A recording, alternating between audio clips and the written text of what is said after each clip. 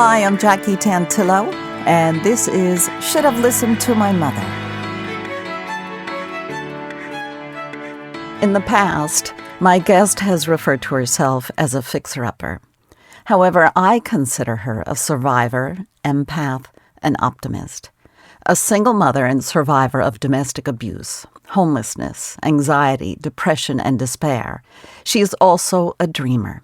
Regardless of how isolated and desperate she was, she never gave up hope of one day being able to provide an oasis of a child care inclusive arts retreat space for single mothers and other twice marginalized single parents. She too had struggled to put food on the table and pay rent while working multiple jobs and frantically looking over both shoulders out of concern for the safety of herself and her young child, not yet comfortable trusting strangers. She aspires to one day be the conduit that opened the door for other women who have been victimized.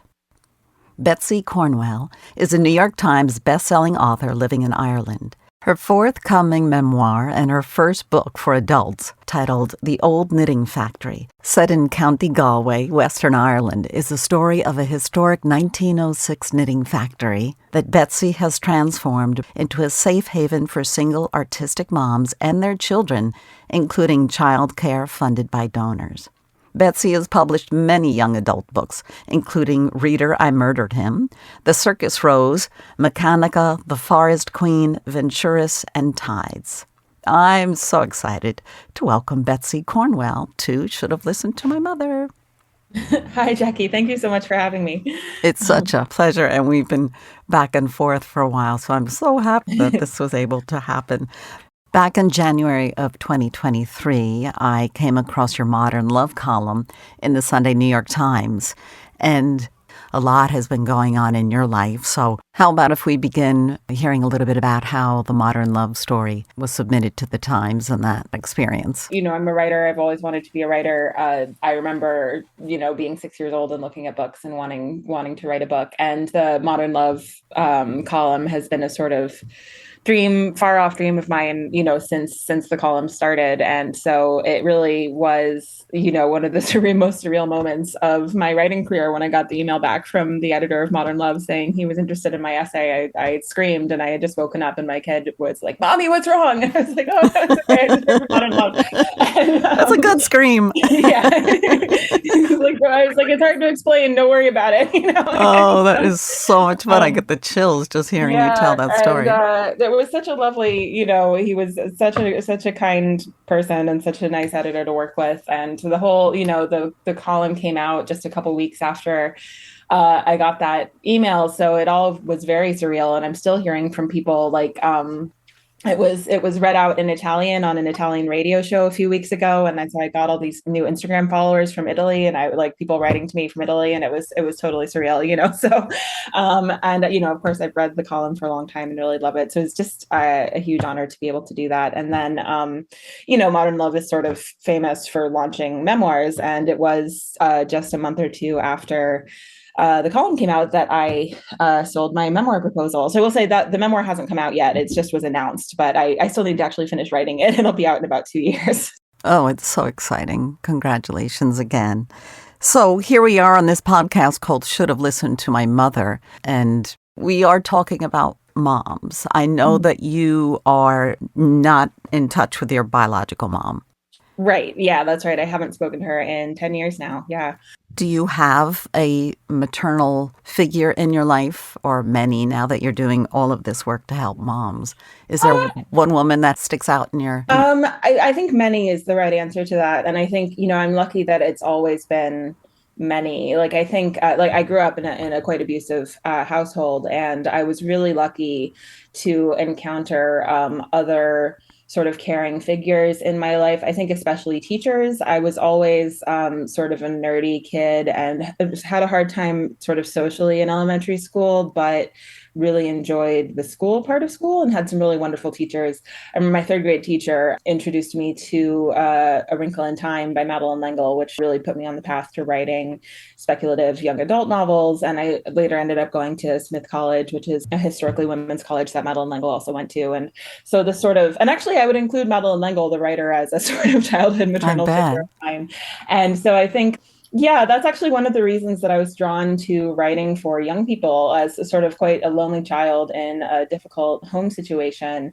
Books were, a literal lifeline for me. And so I've always wanted to write to young people to sort of create that same sense of connection and ability to imagine sort of better ways of being in the world and better kinds of relationships and that kind of thing. Because books were really the first thing that did that for me. It was your safe place, I would imagine. Yeah, for sure. And then certainly, I was very lucky, I think, luckier than I knew at the time to go to Smith. And mostly because, I mean, I had a great time when I was there. It's a fabulous college, but also the alum community that have really rallied around me since I started doing the Knitting Factory project. And even before then, when I became a single parent, it was Smith alums who I knew online were the people who sort of reached out and offered me support, helped me find jobs, helped me pay my rent one month. It really is a strong community of mostly women, and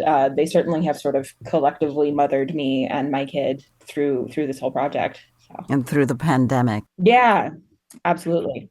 For those who haven't read the modern love story, would you like to briefly summarize for them your experience and how it Sure. got you to where you are today? Yeah. So, I mean, for the modern love piece, I was sort of took a specific angle with it where I was talking about what I learned from my ex-husband, who's a horse trainer, about sort of the behaviors of herd animals. And so that was the sort of specific little sliver that I was talking about there. But broadly, so basically, I left an abusive marriage when my baby was less than a year old and became homeless when our family home became unsafe. And then, I sort of struggled to find even a place that I could afford to rent for a long time. The housing crisis in Ireland is shocking as it is in many places, and so even with multiple jobs, it was really hard for me to find a place where we could afford to live. And I was always, dealing with sort of unkind landlords and feeling threatened with housing instability, the way so many single parent families and even many families are today. And I started fantasizing about home ownership in a way that I never had before in my life, sort of as a millennial. I sort of had assumed that was out of my grasp anyway. And then especially as a single parent, as a self-employed person, as an immigrant to Ireland, I just was sure that no bank would ever look at me, and that turned out to be true.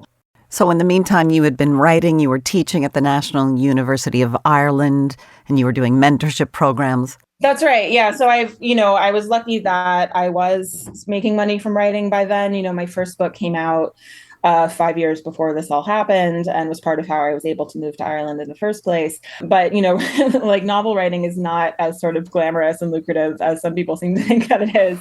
And so even when I was married, it wasn't enough to live on solely. So I also teach writing at the University of Galway. I was doing online tutoring and mentoring and editing and teaching, and I working various whatever sort of odd jobs related to those things that I could get. And so yeah, I've been teaching at the University of Galway since 2016, and but that was a part-time job as well. So and again, none of those things sort of pay well, How long were you together with your ex-husband before you knew that this was time to get out? We were together for a little more than 5 years and married for 4 years. So I met him after I finished my master's program in creative writing at the University of Notre Dame in the States. I came over to Ireland to do some research on Irish folklore for my first book, but I was very burnt out. I had been in school since I was 3 years old and just finished my master's program. And it was sort of the first time in my life that I wasn't sort of hyper overachieving every day, and so I was doing work exchange at a hostel on the Aran Islands, very close to where I live now, actually, in the west of Ireland, and met this handsome Irish horse trainer who had come out for a holiday, and we had this very intense romance and ended up eloping exactly a year to the day after we met. And we were married for about 4 years, a little more than 4 years, when we split up. Can I ask, how long did you overstay? If it were that simple, that black and white. Oh, I don't think it's that simple at all. I couldn't give an answer to that at all, I think. Yeah.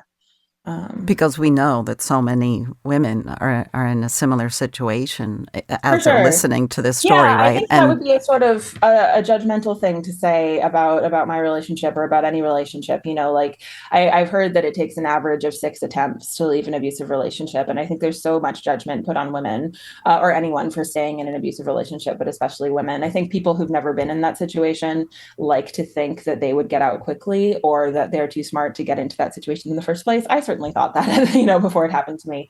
And I think anyone who gets out at any time is to be celebrated. I actually, I've gotten a lot of support and certainly sort of mothering from my local domestic violence center and from the survivors group there.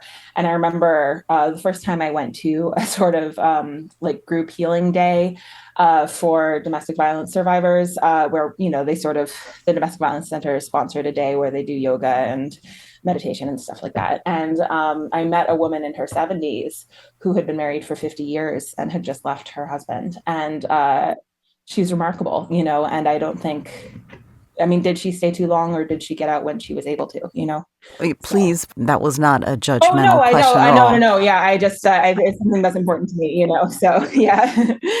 I have no idea, but I can imagine how difficult it is. And you said she got out, this woman got Right. out, and there's no, again, no judgment either way. It's just one can only hope for the best. I think for me, I'm often sort of praised for getting out quickly because I left when my child was very young. But I think there were a couple of things that went into that. First of all, like I had my own work, so even though we didn't have a home to go to at first, I felt like I had some hope of being able to create a life for myself and my child financially, which a lot of women don't feel that way. And I also I actually think that having grown up in an abusive home helped me to leave more quickly because one of the things that I always felt a lot of anger towards my mother for was not leaving my father. And so I knew that I didn't want my child to grow up in an abusive home with a scary dad the way I had. And so I actually left for his sake, which I think looking back, I wish I could have said, I deserve better than this. But I think for a lot of mothers, that's not the case. You're sort of so thoroughly taught as a woman, as a mother, that you should sacrifice your own treatment for the sake of your children growing up with a father. But I'm thoroughly convinced now that the correct parenting choice is to show your children uh, that people don't get to mistreat you, because I think the other option is teaching your child that whatever your relationship is like, that's something normal and something to be accepted. So whatever the gender of your child is, are you teaching them that that's the way husbands treat their wives? Are you teaching them that that's the way they should expect to be treated by their husbands? And neither of those are things that I wanted to teach my child. Well, I'm so impressed and I admire everything that you're doing because Thank you. in the thick of all of this, you still had that dream to help other women. Yeah. And it's such a magical story. So I definitely want to concentrate on the positive side of all of this Sure. because whether it's you can dream of having that life that we all deserve, whether you get Mm-hmm. out for your children or yourself, it Mm-hmm. is possible. And there are people to help, correct? Yeah. There are always people to help. And I think that was something that I'm really still working on, I think, with this project is sort of internalizing the idea that so many people really do want to help just for the sake of helping someone. I think when you grow up in a sort of dysfunctional household, you sort of learn, or at least in my case, you learn that if people do something kind or generous for you, they expect payback at some point. And that's certainly how emotional abuse worked in my marriage as well. And so it's still really, I still sort of have to work on understanding that people just want to be kind for the sake of it. And even though that's how I have felt about this project, kind of instinctively, but it's hard to. It's a sort of long process of not being suspicious of everyone all the time. Well, and then the women you're trying to help, are they suspicious of you offering this amazing? You offer residencies, all paid for too. Yeah, some people are. I mean, I did get someone wrote to the Modern Love editor after the column came out, sort of saying that they thought I was running a scam, basically. Oh and my gosh. and Yeah, so that really got to me because what she said was that she thought I was lying about having been abused, and this is someone I never met who'd never wouldn't know me from Adam, and Mhm. but she said she thought I was, a good writer who was able to sort of mimic the experience of a survivor, but hadn't actually been through it, and that really got to me because I think anyone, that's your kind of biggest fear when you come forward about abuse is not being believed. Yes, so many layers.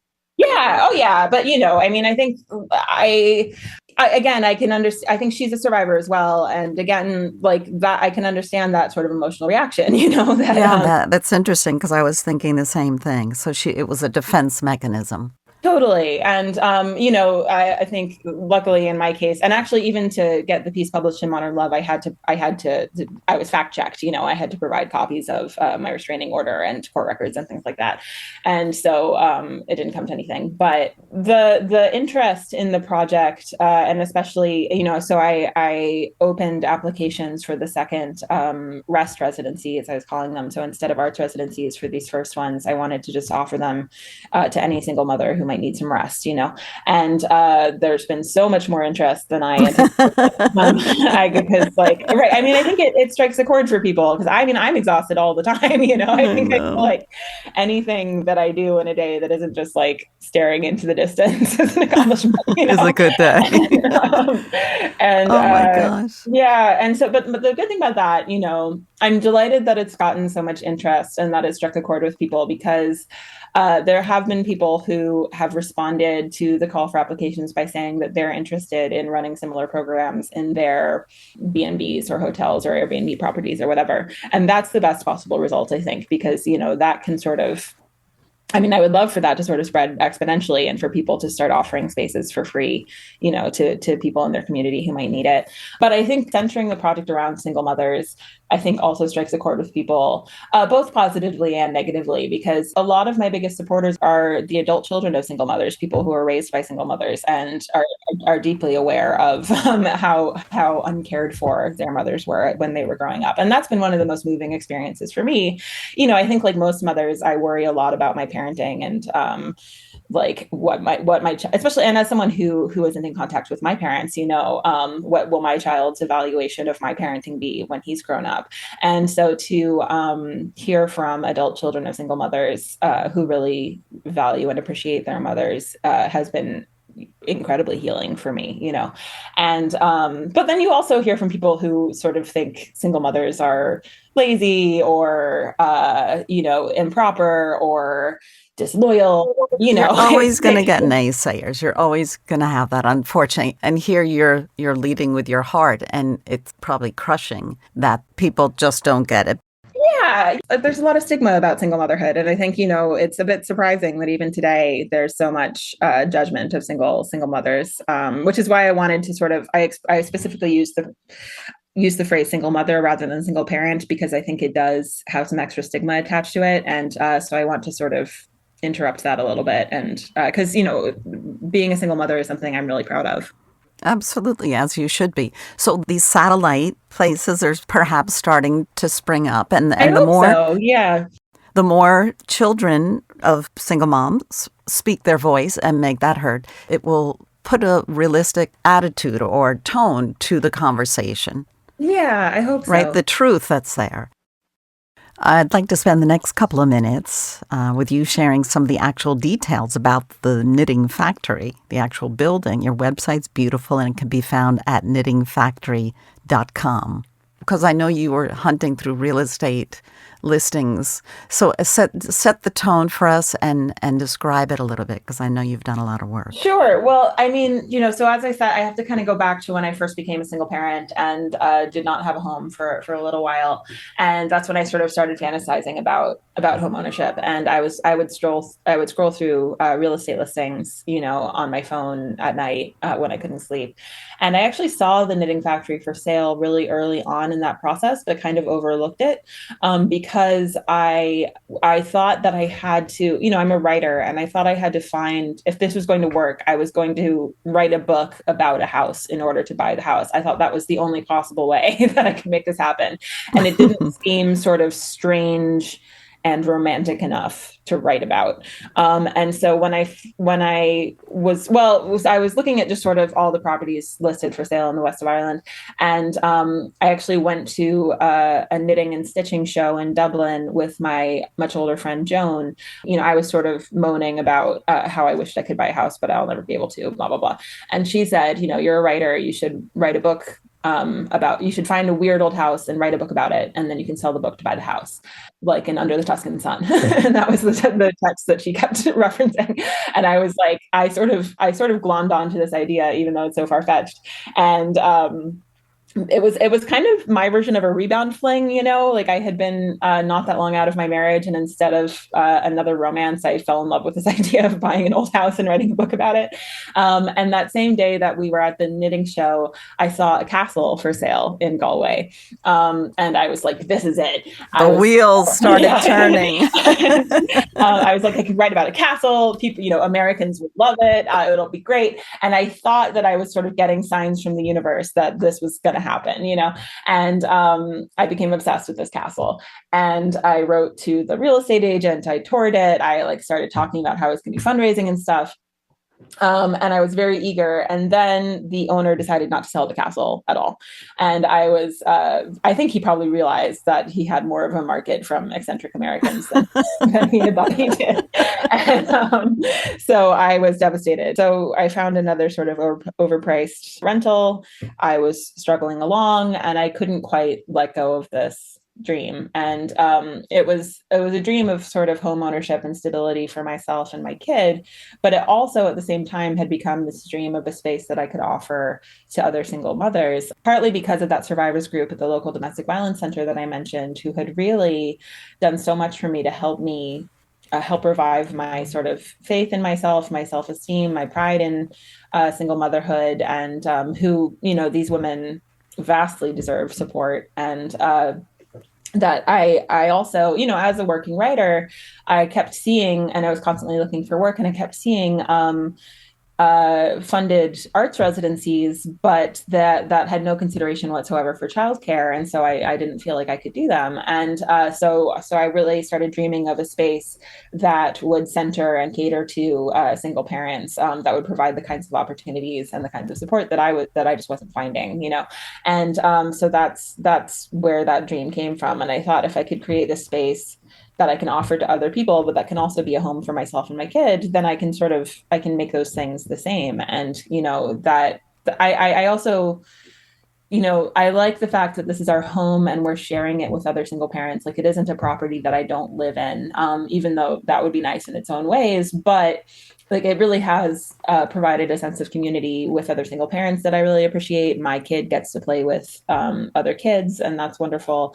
And so it has sort of, there's the virtual community of supporters who helped crowdfund the project, and then there's this sort of in-person community of getting to interact with the people who come to stay here, and I really appreciate that. But so basically, after the castle fell through, it was like a few months later, and I couldn't sleep one night. And so I was sort of torturing myself looking at real estate listings again. And I came across the Knitting Factory again, which I hadn't seen in years, but was still in the market.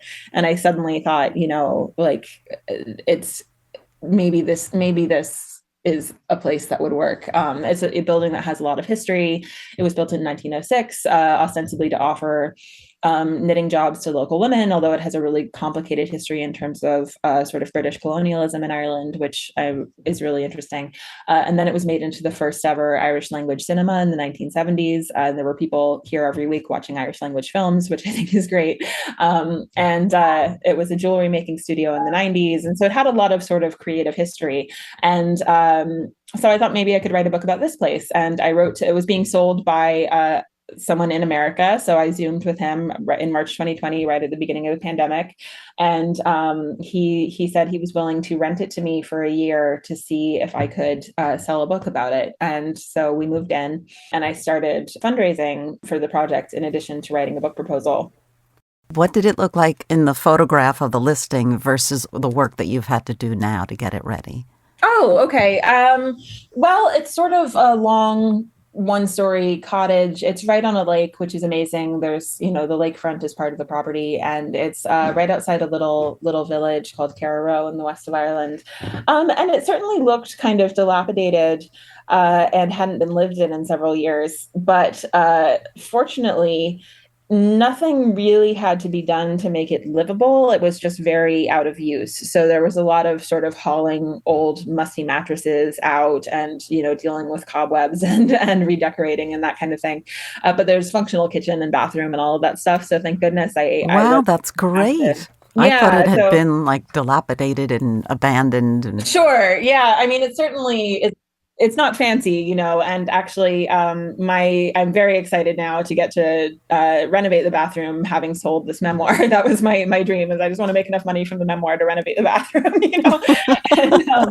because what ended up happening was, my whole plan was to sell a book to buy the house, but sure. What ended up happening was I crowdfunded the purchase of the house, and that is still shocking to me to think about. So it was through telling my story about my own experience of single parenthood, and also the story of what I wanted to do with the space, that kind of rallied people around it. And so I didn't end up selling the book until after I bought the house, but it was through telling a story about it that I was able to get people to care about the project. And I think it also helped me give myself permission to be vulnerable about what I was going through, that if it was in service of this project that would help other people, then I could talk about how hard single parenting can be, in a way that I sort of, if it was like just, maybe it's like how I couldn't leave my marriage just for me, even though I wish in retrospect that I could have, like, I couldn't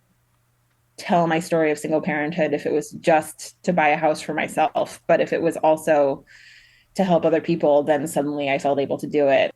Isn't that amazing that you've even run that through your head already? Yeah, right. It gave me permission to be vulnerable, I think. And I hope, maybe that's a good lesson that I should move forward with, actually, I think.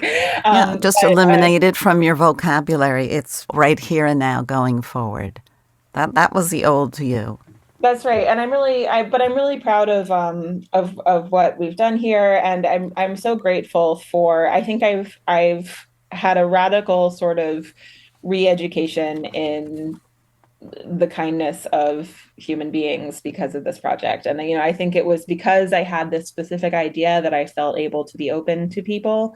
But even if I hadn't, I would hope, I would hope that that's not something that everybody needs. Like, you shouldn't have to have a big idea for a project to be able to talk about yourself. And to find the right people. I think, like, I was so lucky to have the college alum community that I had, but I also, I had to reach out and go to my local domestic violence center, which is, I know is a really intimidating prospect for a lot of people, especially if they're not being physically abused. But most of the women in my group were not physically abused. It was sort of emotional, mental, financial abuse kind of stuff.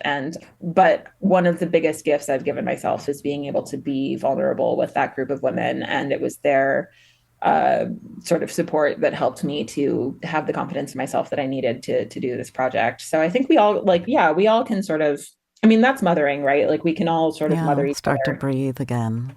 And again, here we are describing ourselves as mothers, which is fantastic. But I am more than a mom as well. Right. One of the other beautiful things about this project that I didn't anticipate, but I'm really grateful for, is it has really integrated my identity as a mother with my identity as an artist, and also as a community member. I offer private writing mentorship and coaching online, and a lot of my clients are mothers of young children who really feel their creative identity sort of divorced from their motherhood. And one of the things I work on with them is sort of figuring out how to be a mom and a writer at the same time. And so I feel so lucky that, like, this project has integrated those things for me. And when I think about my motherhood and my creativity, they don't seem at odds with each other at all. I'm really grateful for that. The best way to find out more about Betsy Cornwell is her website, betsycornwell.com, as well as oldknittingfactory.com. Betsy Cornwell, I am so glad that we were able to have this conversation. Thank you for joining me.